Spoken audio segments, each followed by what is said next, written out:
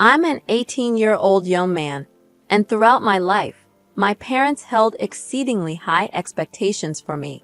They saw me as a representation of their status in society and aimed for me to excel in every aspect.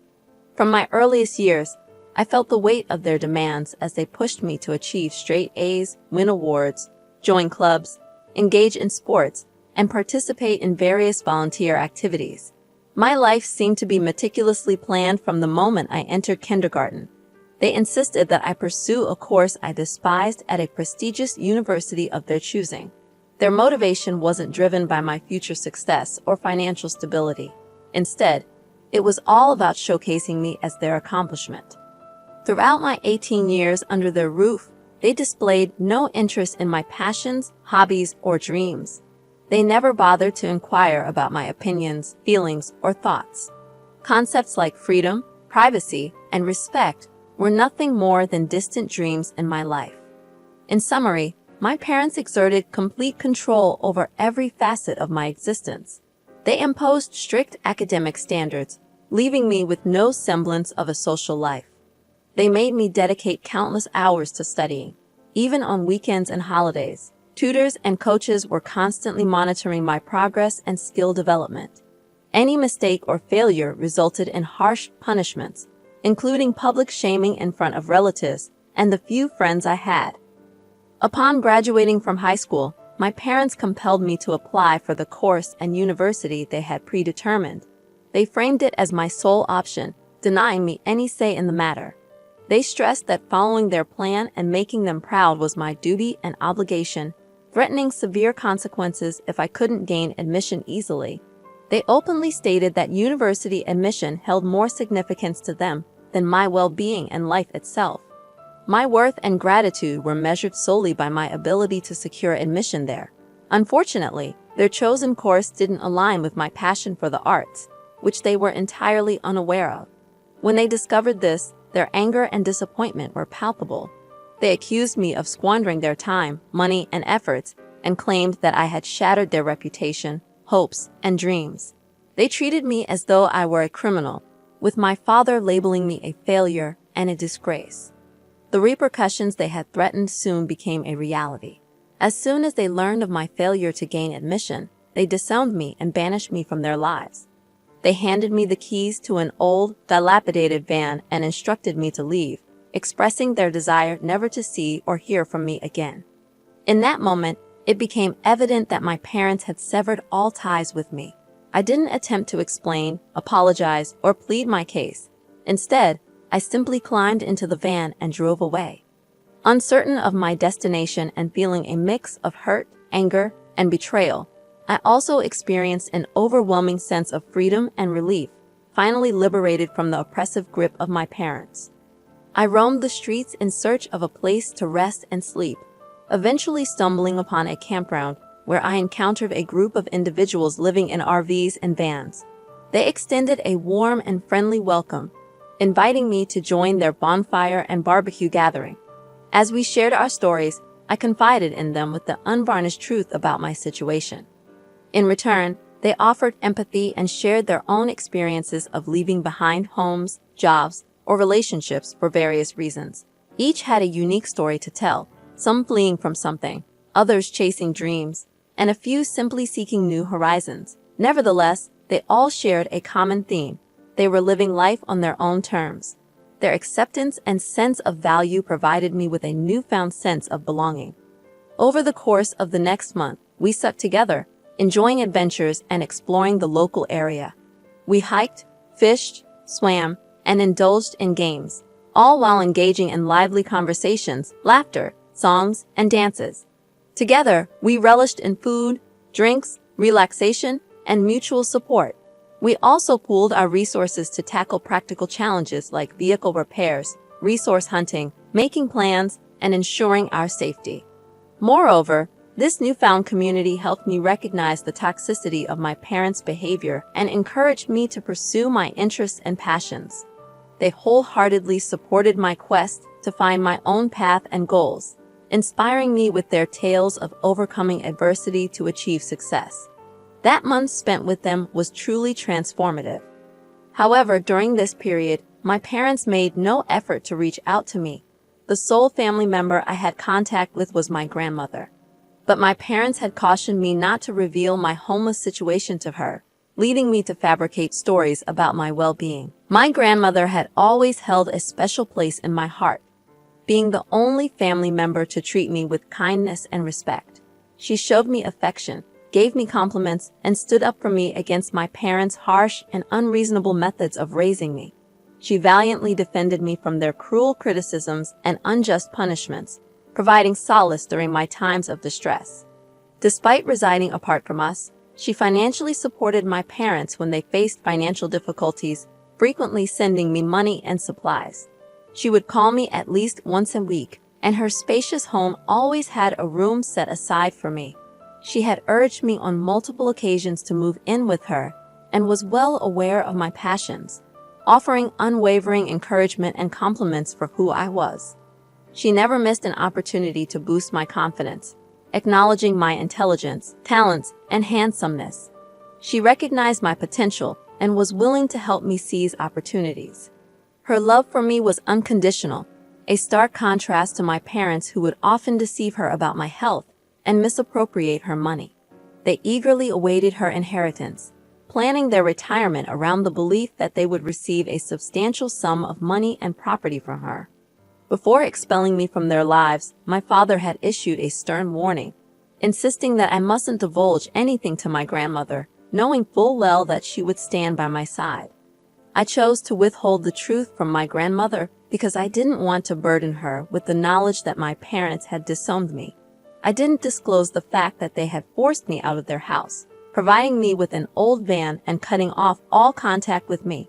I kept up this deception not only due to my father's threats, but also because I wanted to shield her from worry, knowing that she was elderly and frail. When my grandmother would call, I continued to lie about my well-being out of love for her. However, I realized that I couldn't deceive her indefinitely. After a month of living outside in the van and making new friends, I decided to come clean and share the truth with her. I mustered the courage to call her and confess everything that had transpired. By the end of our conversation, tears were streaming down my face, and my grandmother, too, was weeping. She did her best to console me and expressed her anger toward my parents, labeling them as heartless, selfish, ignorant, foolish, abusive, and neglectful. She immediately invited me to her home and insisted that I stay with her. Upon seeing me, she embraced me tightly, determined to care for and protect me.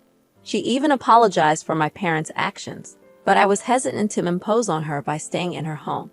She wouldn't hear of it and wouldn't let me leave. First, she contacted her lawyer and updated her will, naming me as the sole heir to all her property. She then called my father and informed him that she had learned about everything, reading her will aloud to him. She declared that everything she owned belonged to me and admonished them for their terrible mistake and shameful behavior.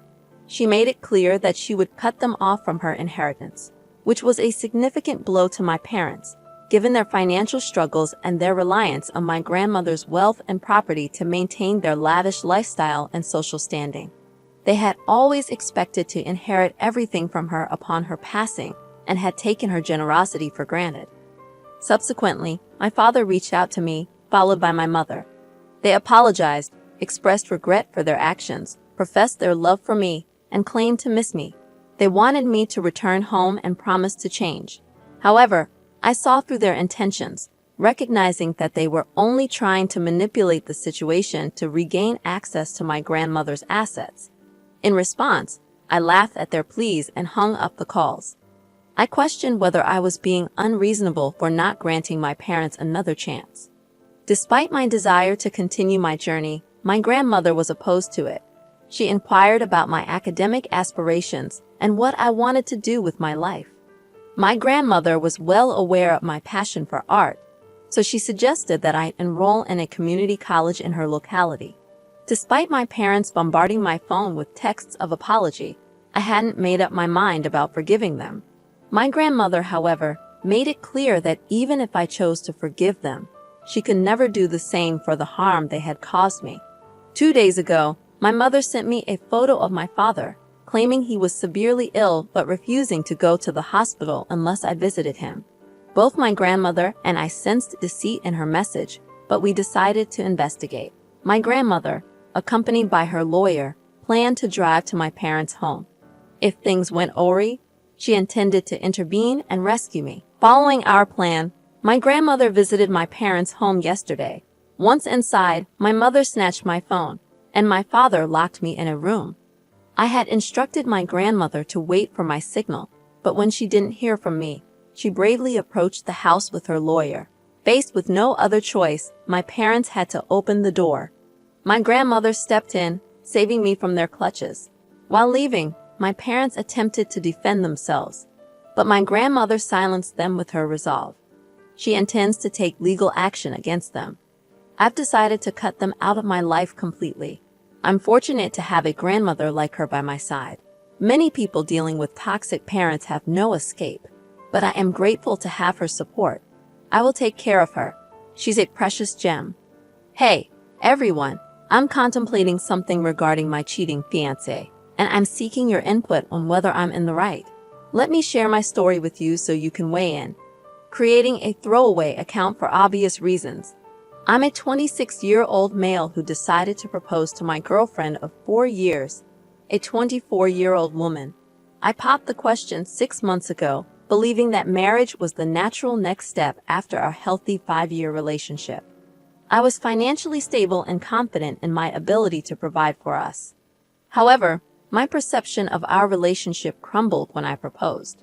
My girlfriend is incredibly social and active on social media. As I was taking pictures of her with the engagement ring, I noticed notifications from a guy popping up on her phone. Curious, I discreetly checked the messages and discovered that she was cheating on me. Based on their conversation, it was evident that she had been to his place multiple times, and he was eagerly anticipating her next visit. Although I'm not one to invade someone's privacy, I felt compelled to dig deeper. Considering her lack of tech-savvy skills, it was easy for me to access her laptop. She consistently used the same password for most of her accounts. Once, I gained access to her laptop, and the revelations were shocking. I wasn't prepared for what I discovered. My ex had been frequenting a local sex club, which had led to her making a multitude of new friends who had seemingly been more intimately involved with her than I had ever been. At the time of my investigation, she was engaged in conversations with about 7 men. From their exchanges, it was painfully clear that she had spent intimate moments with them. In many of these chats, she demeaned my performance in bed compared to theirs, claiming they were far superior. Reading those words shattered my heart.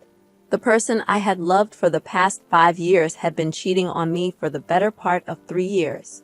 The weight of this realization hit me like a ton of bricks. I felt an overwhelming hatred for her, an emotion I couldn't adequately describe. I never thought I was capable of such intense feelings of loathing towards someone I had loved so deeply. I couldn't believe I was entertaining thoughts of harm towards someone I still cared for. That's when I decided on a course of action. I wanted to inflict mental and emotional distress upon her. Perhaps this makes me a morally questionable person, but I was determined to make her suffer the consequences of her actions. I contemplated my decision, slept on it, and ultimately committed to the plan. I pretended that everything was normal between us. I knew about her infidelity, but I didn't let on that I was aware of her cheating. I put on a facade, acting as if everything was fine. We both lied to each other, and I observed her with a fake smile whenever I saw her enthusiastically chatting on her phone, all the while wondering if she was betraying me again. It was torment living with her, but I believed that my revenge would be worthwhile. The plan was straightforward. I had no intention of marrying her. I allowed her to meticulously plan the wedding, knowing full well that it would be a solo affair since I had no intention of showing up. I accompanied her on trips to select wedding details, like flowers and decorations, though I had no intention of paying for anything. I even suggested that I would match her honeymoon expenses with whatever she spent on the wedding. She was delighted, naively unaware that she was racking up a significant bill. Her innocence brought a cynical smile to my face, even in the face of this elaborate revenge plan. I understood that my actions were cruel, but in my mind, I believed she deserved it. I continued to monitor her affairs, and unsurprisingly, she was still engaging in infidelity. Knowing this made it easier for me to witness her financial downfall over a wedding she would be attending alone. With our wedding just 2 days away, I found myself experiencing a touch of stage fright. I couldn't help but question if I would be considered a bad person if I followed through with my plan. After all, she was still cheating on me. Just 30 minutes ago, I confirmed that she was going to meet one of her partners at a bachelorette party. I had discussed my dilemma with my best man, and he believed that my actions were cruel when I could have simply broken up with her. Hello, everyone. I want to express my gratitude for your support and checking in on me. I didn't anticipate that you would appreciate my idea as much as you did. Your support means a lot to me. Now, on to the update you've been waiting for. I decided to go with the suggestion a few of you provided in my direct messages, which was to expose her as the cheater she was. And so, that's precisely what I did. I asked my best man to play a video containing all the screenshots of the chats I had gathered over the months, along with those pictures. I included a brief explanatory message to ensure everyone understood that I would not be showing up for the wedding. I followed through with my revenge plan and told her that I would have an extended bachelor's party and return the night before the wedding. But we both knew I had no intention of returning. I didn't inform my family about this because my parents are close to her, and I didn't want her to find out. Only my best man was privy to my decision not to attend the wedding. As the wedding time approached, my phone was inundated with calls from both my parents and my cheating fiancé. She kept calling repeatedly until the calls abruptly stopped, presumably when the video was played in front of all the guests. Since then, I haven't received any calls from her, and my parents have tried to reach me once or twice, but I haven't answered. I'm reluctant to respond and be forced to explain why I kept my struggles hidden from them. I stayed in touch with my best man, who provided all the details about how the events unfolded. He described the humiliation she felt as the screenshots were displayed, revealing her sexting someone other than me. I had anticipated feeling a sense of satisfaction upon hearing the news, but the emotions I experienced far exceeded my expectations. Hello, everyone. The past 2 days have been quite intense. I finally returned home, which used to be the apartment we shared. The first thing that struck me was the absence of her belongings. It turned out she had moved out during these past 2 days. She left numerous voicemails on my phone, pleading for me to reconnect with her. In sum, she sounded angry that I had abruptly exited her life without offering any closure. Yet in the same messages, she would break down, begging for forgiveness for her betrayal. I recognized that her words were driven by her longing for the comfort of our relationship, but I couldn't bring myself to fall for her act again. I had devoted years to her, pouring my heart and soul into our relationship. What had I received in return? Heartbreak. I consider myself fortunate to have discovered her infidelity before marrying her, but it still pains me. I wish I hadn't found myself in this situation. In the following weeks, various events unfolded, and that's why I couldn't respond earlier. My ex decided she wanted me to cover all the expenses she had incurred for her wedding since she hadn't received any refunds and was displeased about it. She took me to court, and after weeks of not seeing each other, we finally faced each other. While I can't provide many details due to the ongoing court case, I didn't have to pay her a substantial amount. It was around 20% of what she had spent, and that was pretty much it. I had assumed that seeing her would evoke no emotions, but I was wrong. I felt terrible in her presence. I couldn't fathom how she thought it was acceptable to hurt me the way she did. I had wanted her by my side forever, while she decided that sleeping with others was a preferable choice. Now somehow I was painted as the villain for seeking retribution. I don't comprehend why she views my decision to distance myself and not forgive her as wrong. In my eyes, and in yours, I haven't committed a wrongdoing, and that's what truly matters to me. Honestly, this will be the final update I provide on this post. I have no desire to revisit the memories of this incident ever again. To the person offering advice, I appreciate your perspective, and you're right. I deserve better than what she has given me. As for exposing her secrets at the wedding, I've thought about it, but I've decided against it. I want to move past this chapter of my life. Hey, everyone, Thank you so much for tuning into today's stories. Remember, if you have a story of your own that you'd like to share, please email it to the address provided in the description below.